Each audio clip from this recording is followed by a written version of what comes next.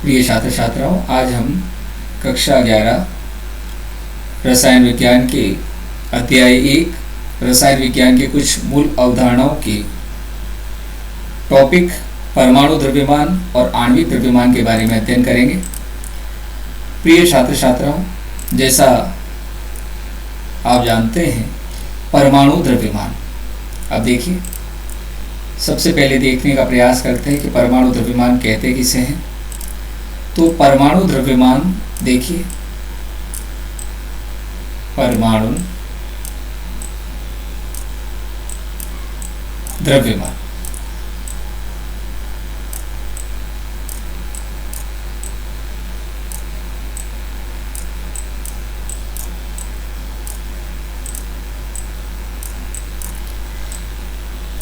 पदार्थ परमाणु से मिलकर बना होता है। और परमाणु द्रव्यमान किसे कहते हैं, इसके बारे में आज हम अध्ययन करेंगे। तो देखिए परिभाषा, परमाणु द्रव्यमान जो है, किसी परमाणु का द्रव्यमान वास्तव में बहुत कम होता है क्योंकि परमाणु अत्यंत छोटे होते हैं। पूर्व में परमाणु के द्रव्यमान को व्यक्त करने के लिए एक परिभाषा निर्धारित की थी।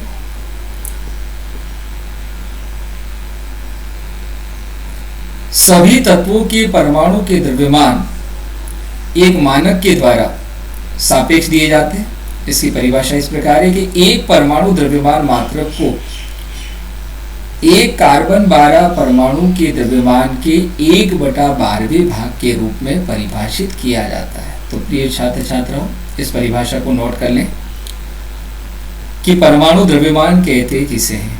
तो एक कार्बन 12 परमाणु के द्रव्यमान के 1/12वें भाग के रूप में परिभाषित किया जाता है परमाणु द्रव्यमान को। परमाणु बहुत ही छोटा कण है और उसकी परिभाषा दी गई। परिभाषा इस प्रकार है, राइट डाउन करें। एक परमाणु द्रव्यमान मात्रक को एक कार्बन 12, देखिए कार्बन 12 यानी कार्बन के 3 समस्थानिक प्रेजेंट हैं, C12, C13 और C14। पढ़ेंगे आगे समस्थानिक किसे कहते हैं। प्रोटॉन की संख्या समान होती है लेकिन न्यूट्रॉन की संख्या अलग अलग होती है, देखेंगे इसके बारे में, अध्ययन करेंगे।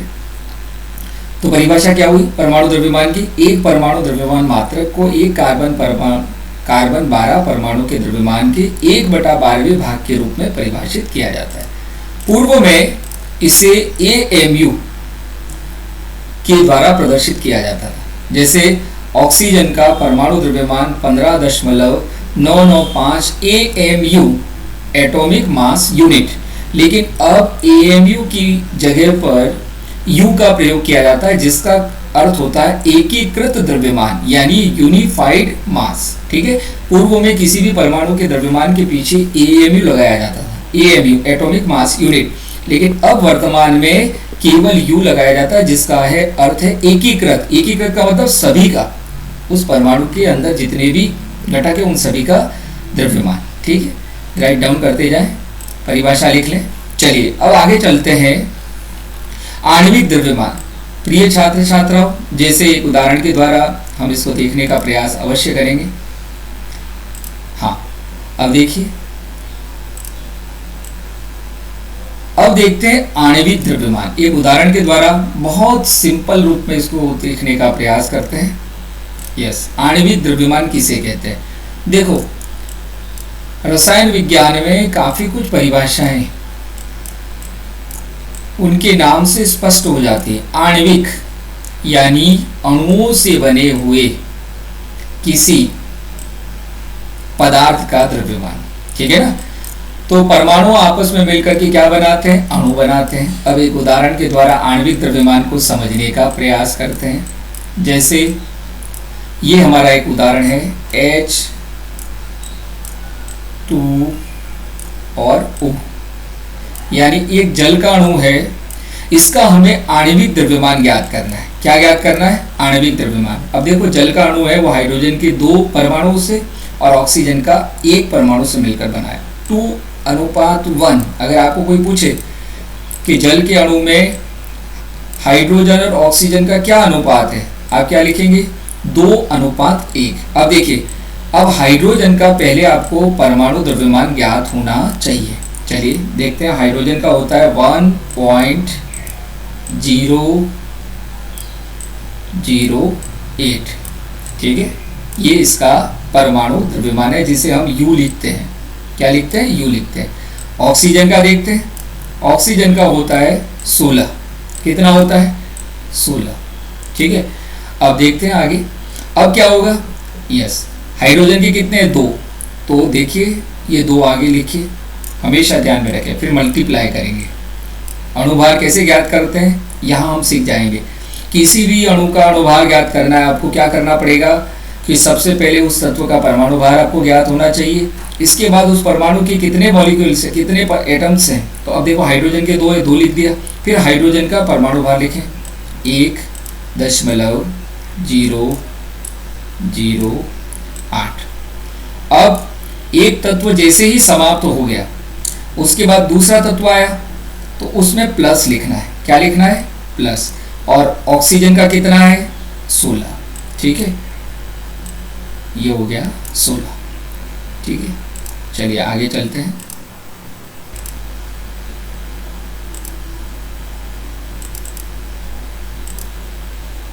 यस, तो ये अब देखो क्या होगा।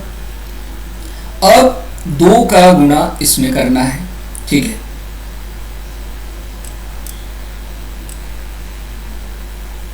हाँ, 2 का गुणा इसमें करना है तो क्या हुआ देखो, बराबर करके। यस, पेन छोटी लिखते हैं, बराबर, ये बराबर। ठीक है, और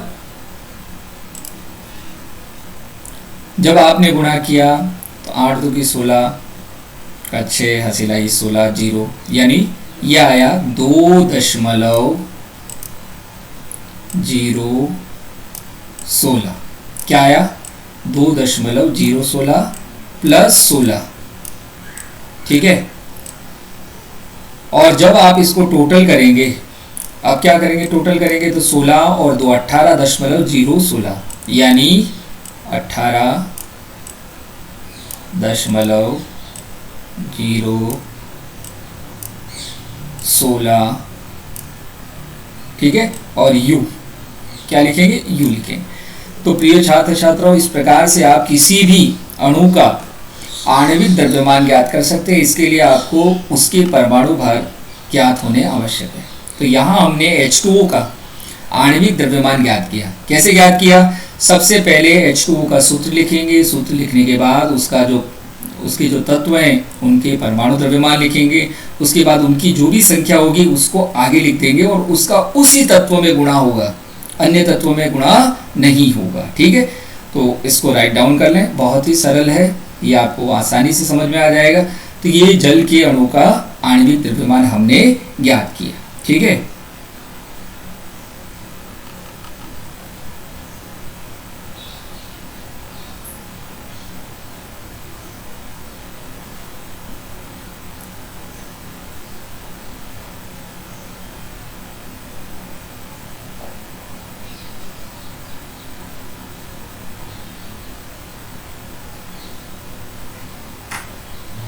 चलिए अब आगे चलते हैं और इसकी परिभाषा देखते हैं। आणविक द्रव्यमान। यस, किसी अणु का आणविक द्रव्यमान उसमें उपस्थित विभिन्न तत्वों के परमाणु द्रव्यमान का योग होता है। क्लियर हो जाना चाहिए, ठीक है ना। किसी अणु का आणविक द्रव्यमान उसमें उपस्थित विभिन्न तत्वों के परमाणुओं का, है ना, योग होता है। क्लियर हो गया। अब एक और उदाहरण के द्वारा हम इसको समझने का प्रयास करते हैं CH4 का। देखो बहुत ही सरल है और इसे हम आसानी से समझ पाएंगे। यस, इसको हटा देते हैं। अब CH4 का आपको आणविक द्रव्यमान ज्ञात करना है। किसका? CH4 का। बहुत सरल है। यस, अब हम देखते हैं इस पेंसिल को थोड़ा सा। अब ये CH4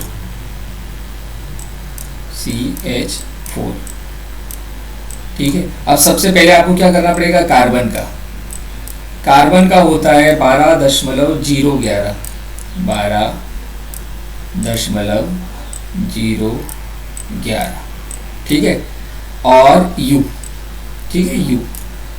और हाइड्रोजन का अभी लिखा था हमने 1.001 8 U। ठीक है, अब क्या करेंगे, सबसे पहले कार्बन का लिखेंगे 12.011, फिर प्लस लिखेंगे, अगला तत्व स्टार्ट हुआ प्लस। अब हाइड्रोजन के साथ 4 है तो 4 को पहले लिख देंगे, और इस 4 का मल्टीप्लाई जो होगा वो H के साथ होगा। ठीक है, इसको अवश्य ध्यान रखें, गुणित। और हाइड्रोजन का कितना है, 1.008।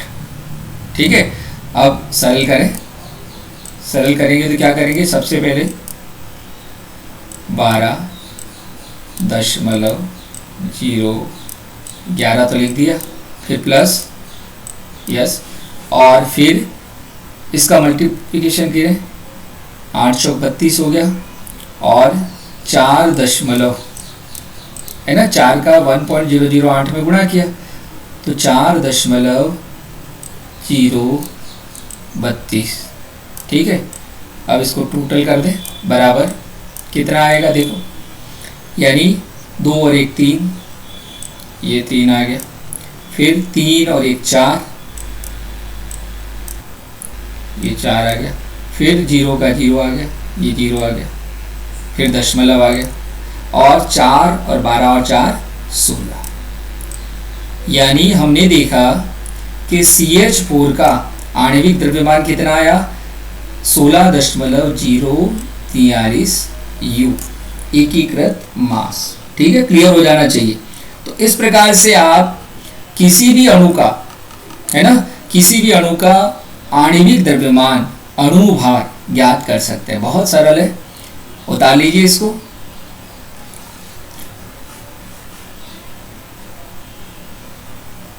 ये CH4 का निकाला हमने,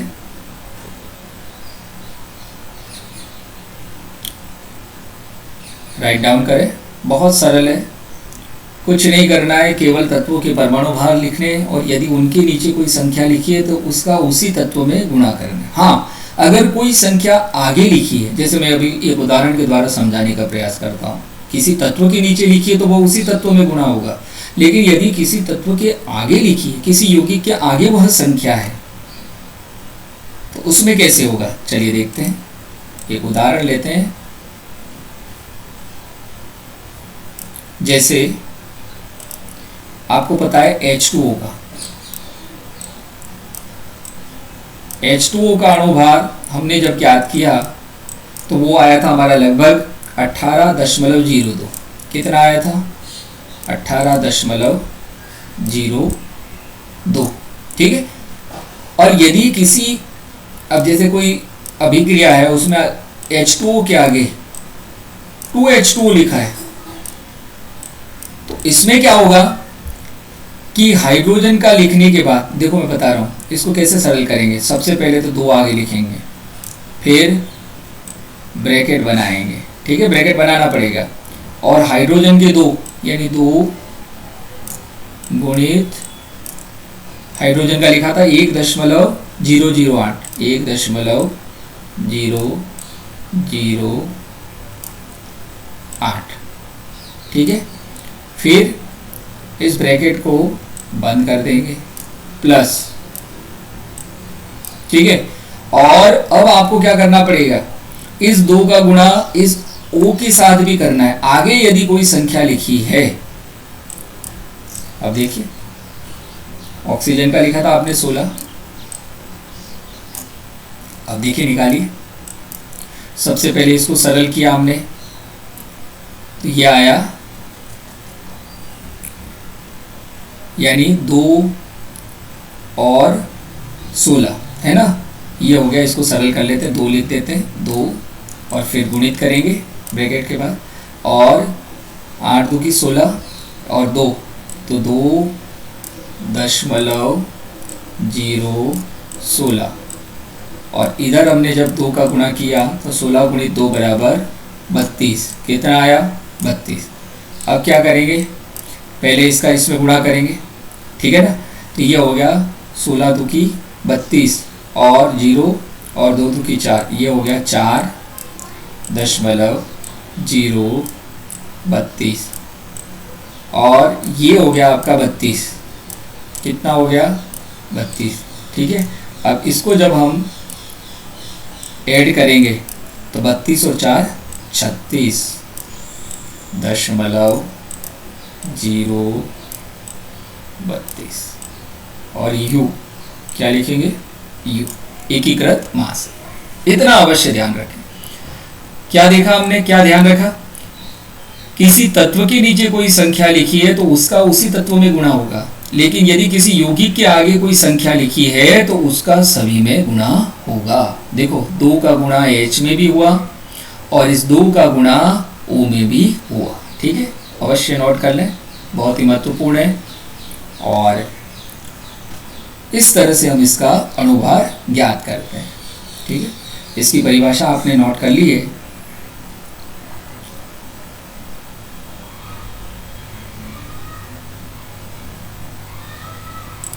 हाँ, अब देखिए आगे देखते हैं सूत्र द्रव्यमान। अब देखिए कुछ पदार्थ ऐसे होते हैं कि जिसमें परमाणु जैसी कोई स्ट्रक्चर नहीं होती, वहां धनायन और ऋणायन होते हैं।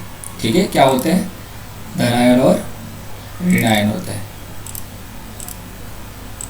अब जैसे NaCl, क्या है? NaCl है। क्या है? NaCl है। और इस NaCl में अब देखिए क्या करेंगे हम, बराबर। अब Na का, इसका अणुभार आपको ज्ञात करना है। तो NaCl के अंदर जैसे नमक का एक क्रिस्टल है तो उसमें Na प्लस के रूप में रहता है और Cl माइनस के रूप में रहता है। तो Na बराबर होता है, यस हम देख लेते हैं, यस Na बराबर, यानी Na का, Na को ऐसे लिखते हैं Na बराबर, ठीक है, और ये होता है 23.04, 23.04। ठीक है, और Cl का, Cl बराबर हो गया आपका 35.54, 35.54। ठीक है, U दोनों में U आएगा, ये U और ये भी U।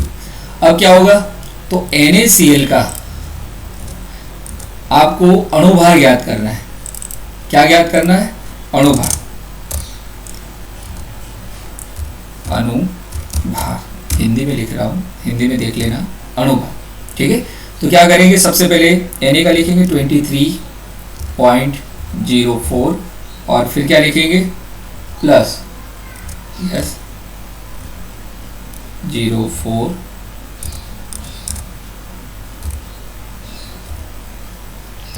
4 प्लस 35.54। ठीक, और बराबर। अब देखो 4 और 4 हो गए 8। क्या हो गए? 8। यस 8 हुए, और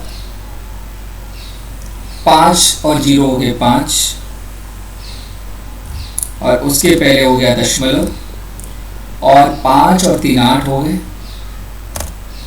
8 हो गए, और यहाँ देखो 5 और 3 8 हो गए, और 3 और 2 5 हो गए। तो ये आप देखते हैं कि यहाँ पर ये जो NaCl है उसका अणुभार कितना आया? 58.58। कितना आया? 58.58। हाँ, अगर इसका 23 माने, जैसे इसका 23 मान ले, चलिए 23 माना, तो इसका हो गया 58.54।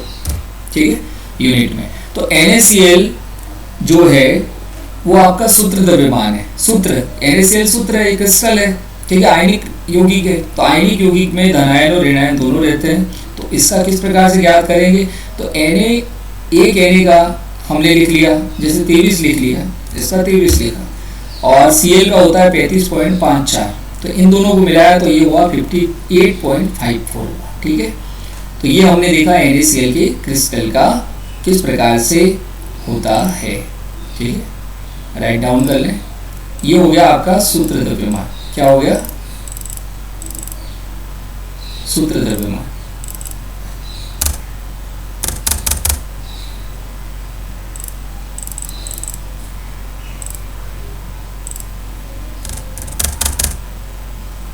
यस, चले अब देखिए, अब हम देखते हैं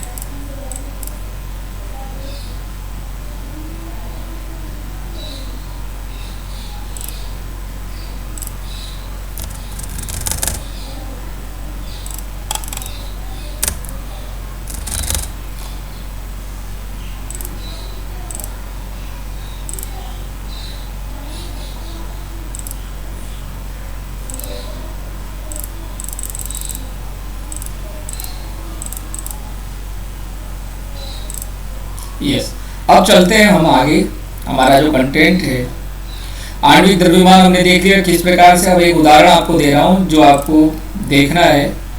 यस, अब आपको C6H12O6 का आणविक द्रव्यमान ज्ञात करना है। ठीक है, किसका?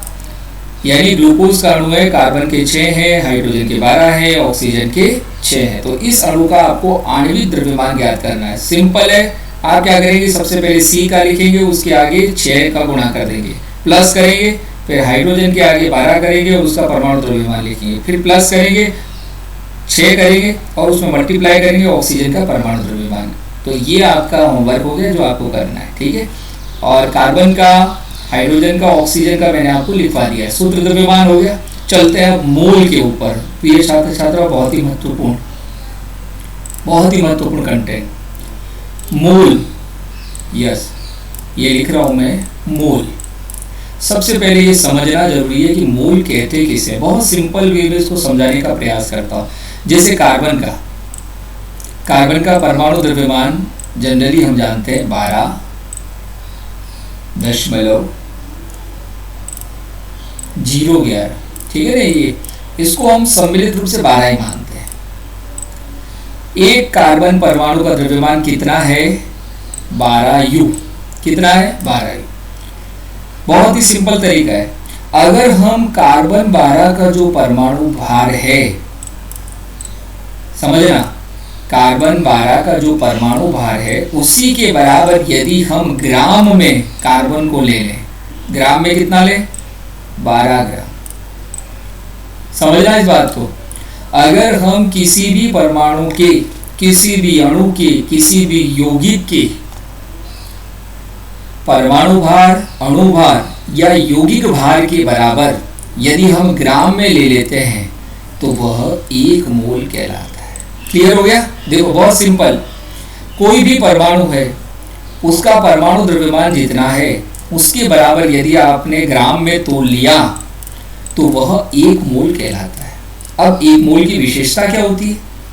1 मोल है, जब वैज्ञानिकों ने परिकलन किया तो 1 मोल में 6.0221367 गुणित, यहां गुणित कर रहा हूं, और 10 की घात 23 परमाणु होते हैं। कितने परमाणु होते हैं? ये बहुत ही महत्वपूर्ण बात है। मोल की कक्षा 11वीं और 12वीं के छात्रों के लिए बहुत ही महत्वपूर्ण है। बेस है हमारा कि 1 मोल किसे कहते हैं। मोल से तात्पर्य है सिंपल, बार बार आएगा ये, कोई भी परमाणु है उसके परमाणु भार के बराबर यदि हम ग्राम में ले लेते हैं तो वो कहलाता है 1 मोल। जैसे हाइड्रोजन में आप जानते हो परमाणु भार होता है 1, तो 1 ग्राम ले लो। हाइड्रोजन आपको कितना लेना पड़ेगा 1 मोल के लिए? यस, हाइड्रोजन कितना लेना पड़ेगा? अगर हाइड्रोजन परमाणु है तो 1 ग्राम, तो वो 1 मोल कहलाएगा। और H2 गैस है तो आपको कितना लेना पड़ेगा? 2 ग्राम। अगर आपका ऑक्सीजन परमाणु है केवल, तो ऑक्सीजन का होता है 16, तो यदि आप 16 ग्राम ले लेते हैं तो वो क्या कहलाएगा? 1 मोल कहलाएगा। ठीक है, लेकिन ऑक्सीजन गैस है तो वो मोल के रूप में कितना होगा? 16 गुणित 2 बराबर 32 ग्राम। यदि ऑक्सीजन गैस लेते हैं आप तो वो किसके बराबर होगी? 1 मोल के बराबर होगी।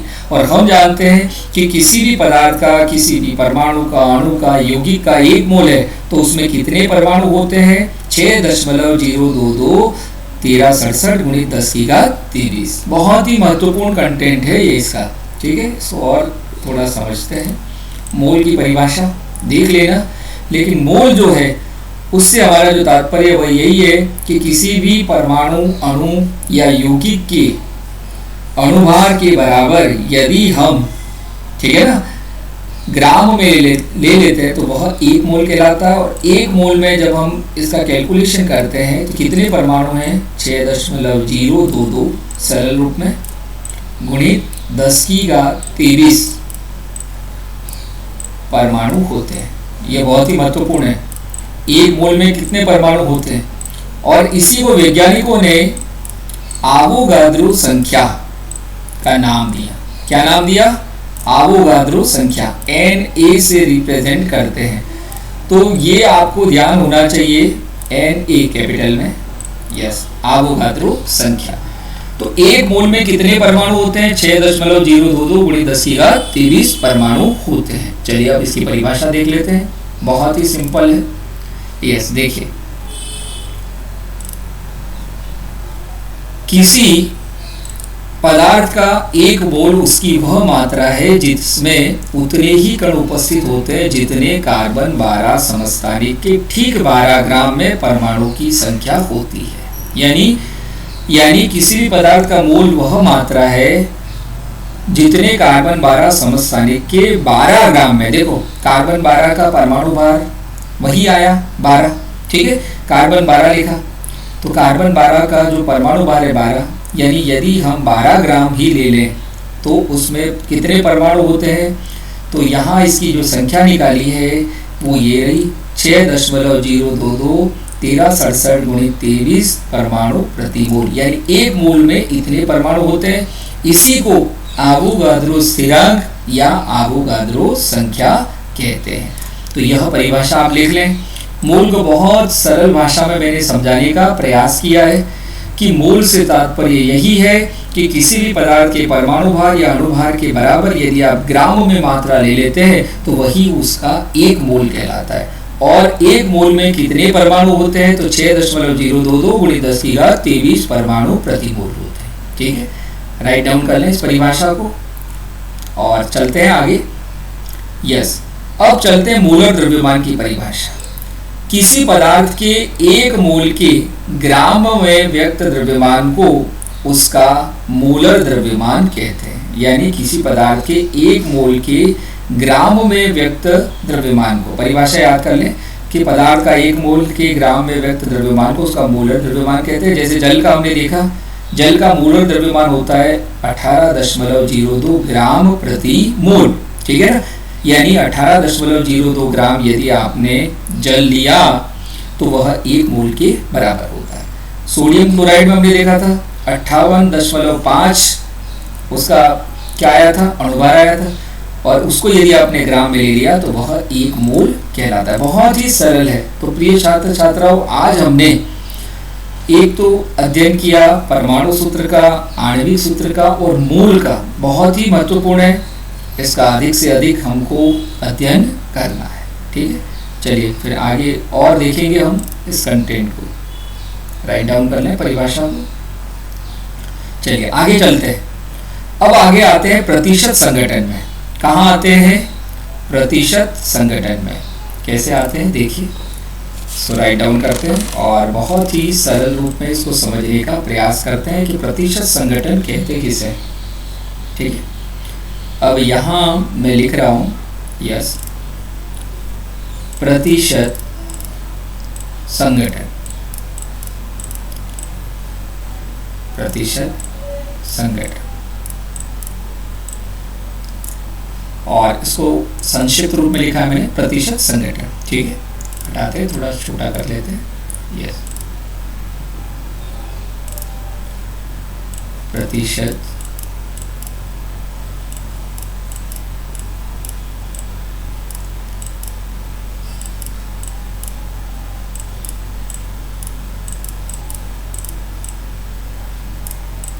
अब देखिए इसको समझने का प्रयास करते हैं।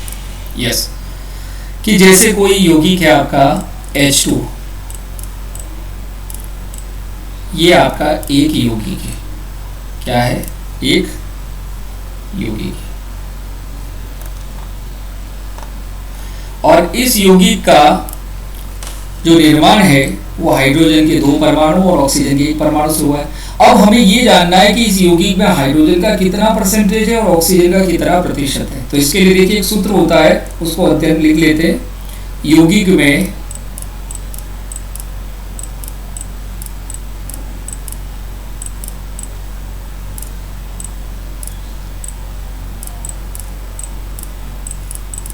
तत्व का द्रव्यमान, यौगिक में तत्व का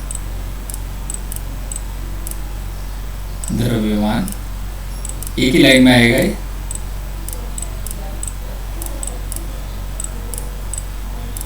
ठीक है, और बटे,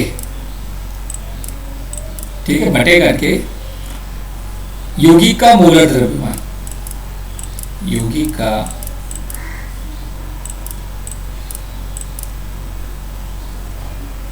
यस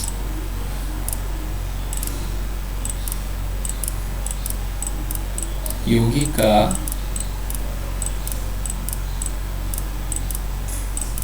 मोलर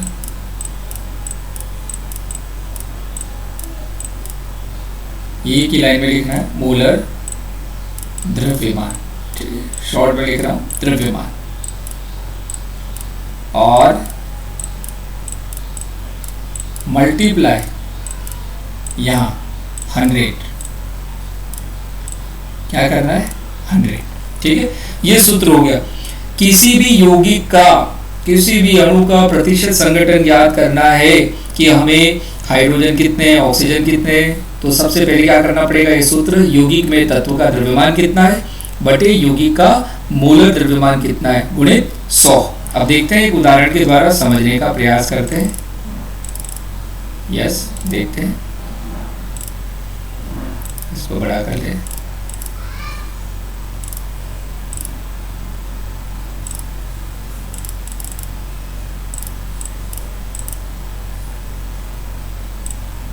देखिए, इसको बड़ा कर लेते हैं। अब जैसे एक उदाहरण के द्वारा इसको समझने का प्रयास करते हैं। यस, अब आपका जैसे H2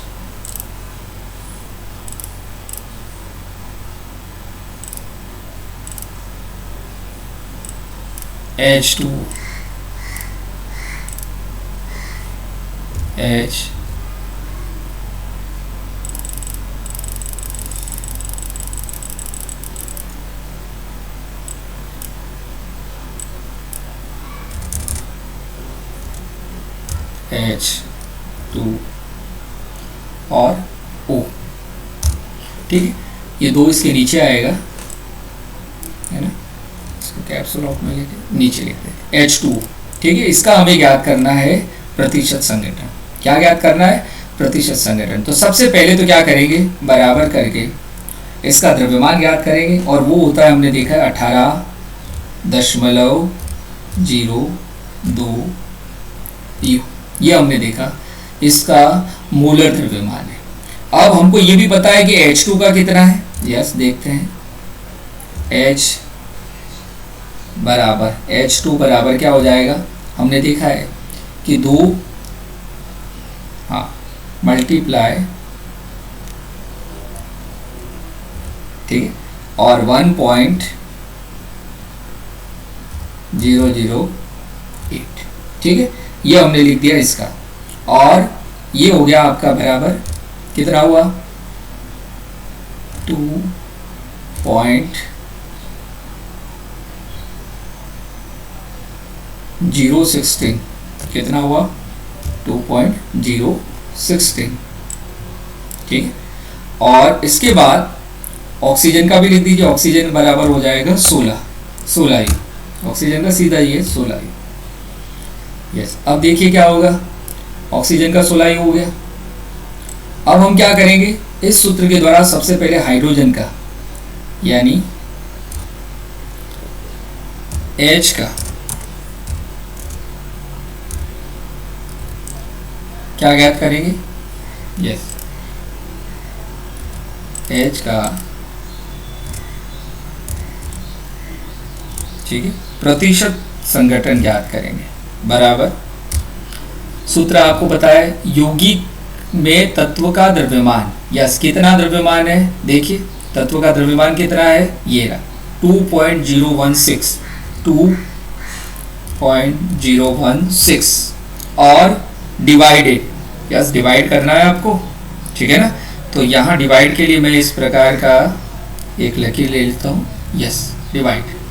और यौगिक का मोलर द्रव्यमान कितना था? मोलर द्रव्यमान 18.02, 18.02, यस, और मल्टीप्लाई, ठीक है ना, और मल्टीप्लाई था 100। अब आपको क्या करना है? सबसे पहले 2.016 में 18.02 से डिवाइड करना है, और डिवाइड करते हैं तो डिवाइड करने पर देखिए क्या आता है, वो भी देख लेते हैं, यस।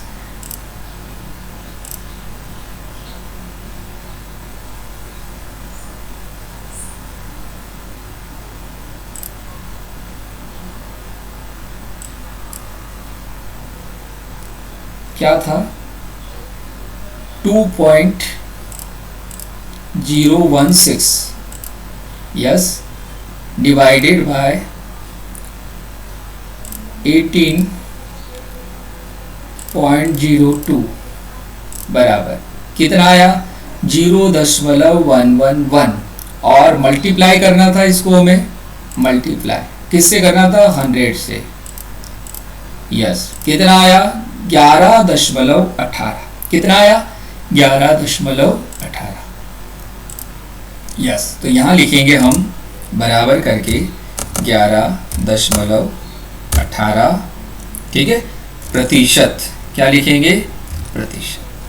आया समझ में? देखो हमने सबसे पहले क्या किया, इसको मैं हटाता हूँ, यस, नीचे।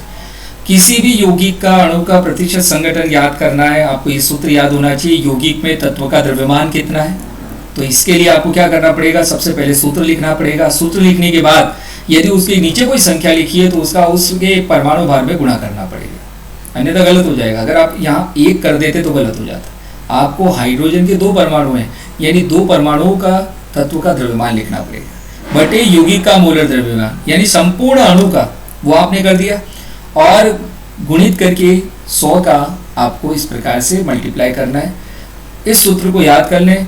किसी भी तत्व का प्रतिशत, किसी भी यौगिक का, किसी भी अणु का प्रतिशत संघटन ज्ञात करना है तो यौगिक में तत्व का द्रव्यमान क्या है और यौगिक का मोलर द्रव्यमान क्या है, उसका गुणा कर देना है। तो यहाँ हमने देखा, देखिए क्या देखा हमने, कि यहाँ हमने देखा कि H2O है, जल का अणु है, उसका मोलर द्रव्यमान है 18.02, और हाइड्रोजन के 2 मॉलिक्यूल्स हैं, तो एक का होता है 1.08, तो 2 का हुआ 2.016, और ऑक्सीजन का हुआ 16।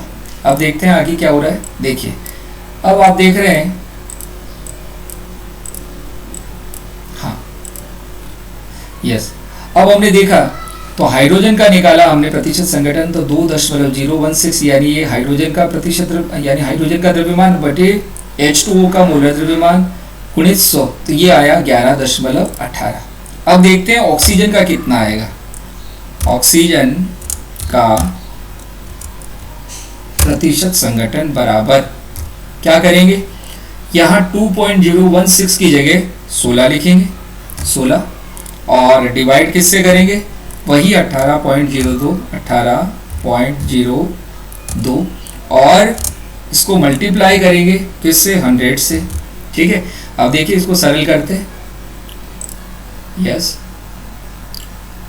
इसको क्लीन कर देते हैं, यस, क्या आया था, 16, डिवाइड करना था किससे, किससे करना था डिवाइड, 18.02, कितना आया 0.8879, इसको मल्टीप्लाई किससे करना था, 100 से, क्या आ रहा है 88.79, यस, हम लिख देंगे, यहाँ पर लिखेंगे, क्या लिखेंगे, 88.79, यस, क्या लिखेंगे, बराबर करके 88.79 और प्रतिशत। तो प्रिय छात्र छात्रों, एक बार और दोहरान कर लेते हैं। देखिए क्या हुआ, किसी भी यौगिक में यदि आपको प्रतिशत संघटन ज्ञात करना है तो ये सूत्र याद रखना है, यौगिक में तत्व का द्रव्यमान बटे यौगिक का मोलर द्रव्यमान गुणित 100। और इसके बाद, ठीक है ना, इसके बाद क्या करना है कि इसके बाद हमें किस प्रकार से हमने H2 में देखा और किस प्रकार से हमने यहाँ पर देखा, ठीक है ना, उसका अध्ययन कर लिया हमने। तो इस प्रकार से हमने H2 में किया। अब मैं आपको एक एग्जांपल दे रहा हूँ C2H5OH में, एक एग्जांपल आपको दे देता हूँ मैं। C2H5OH में, अधिक नहीं दूंगा, कार्बन C और ऑक्सीजन का द्रव्यमान प्रतिशतता ज्ञात करो, ठीक है ना, द्रव्यमान, वही प्रतिशत संगठन, द्रव्यमान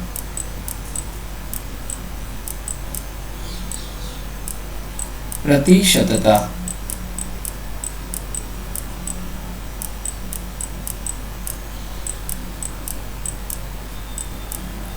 ज्ञात करो। यह आपका होमवर्क हो गया, ठीक है। इसको लिखना प्रतिशतता,